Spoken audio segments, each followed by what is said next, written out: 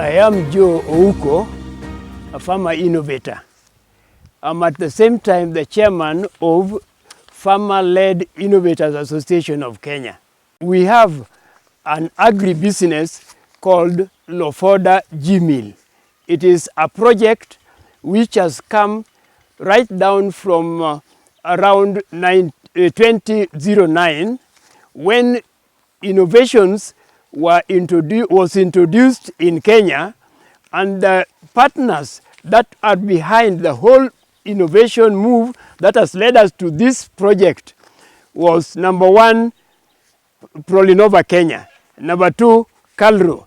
The two put their effort together and taught not only ourselves but a group of innovators from Nyando, the then Nyando district, and Busia district then. Now they are counties and sub-counties.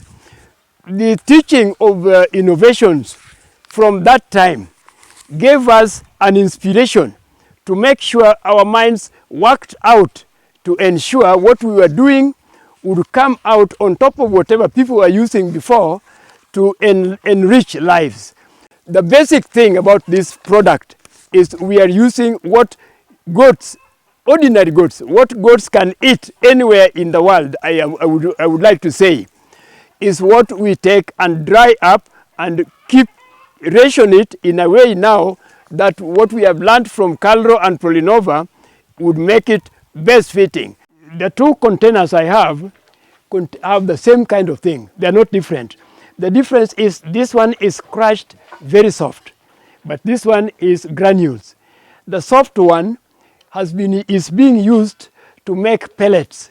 So the same fodder can be produced in pellet form. And we are very happy and we're really grateful that Pelham Kenya gave us on their own a machine that makes this kind of thing. So for us, Lofoda, if you gave it to a goat and a goat picks just one sort, it is like they have eaten more than 10 of those kind of fodder. Okay, Mr. Joe, it would be interesting for us to know how you started, where you started with the Lofoda mill, how it developed until you got to a point when you introduced or developed different ingredients to make the Lofoda, the current formulation. Yes, basically, I had mentioned some time back that we had dairy goats that were dying because they were lacking food during drought. When we saw that happening, before Prolinnova came in, we were cutting trees, the fodder trees, and hanging them. So sometimes when they ate, the leaves dropped down. Then they dropped down in the units and they were drying. So later on when we looked at the goat, they were hurrying for those dry leaves. That's what made us think if we dried them, it would be even better before the rains were off. So we took off to now collect the fodder.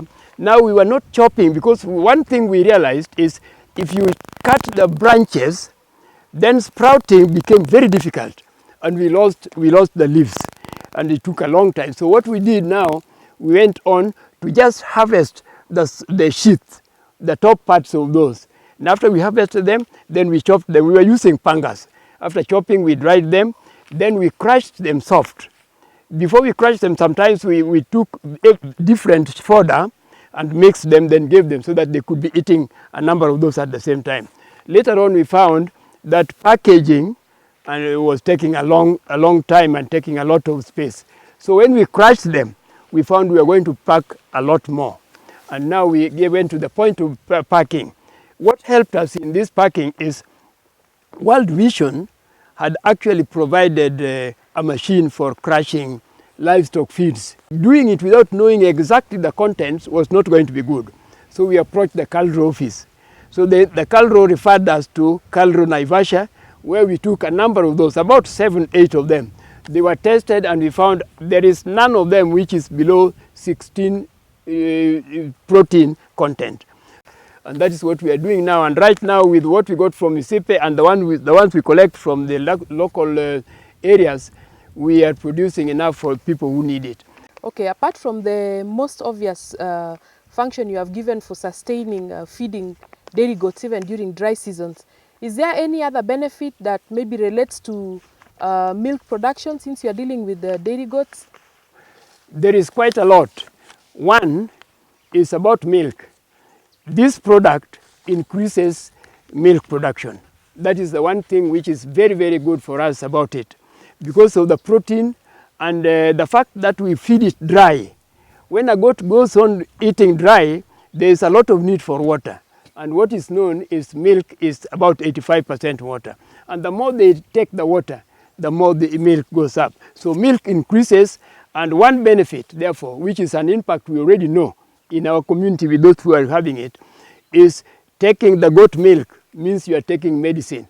You are taking body immunity.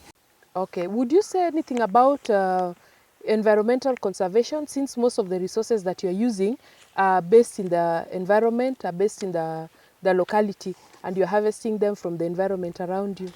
Formerly, there is what we know about feeding dairy goats or even cows, cut and carry. Ours avoids that completely, and all those who are working with us, we are told them, please don't cut and carry. Just come and get what we have done. So the environment is really maintained because of that.